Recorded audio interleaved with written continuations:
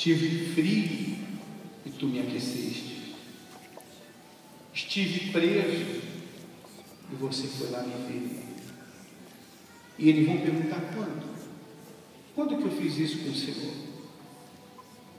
Quando vocês foram para os presídios buscar para salvar homens e mulheres que a sociedade odeia, que não quer nada com eles, porque mataram, roubaram, se drogaram, violentaram, estupraram, pedófilos. Ó, meu Senhor, aqui estão os teus servos, as tuas servas,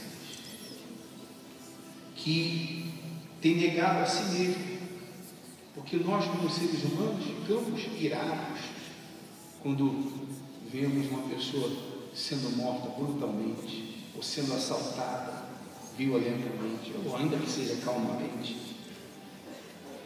Mas esses aqui não têm olhado para isso, não têm considerado isso. Semana após semana, mês após mês, estão lá nos presídios, levando uma palavra de alento, de fé, de carinho, de amor. Então venha sobre eles agora.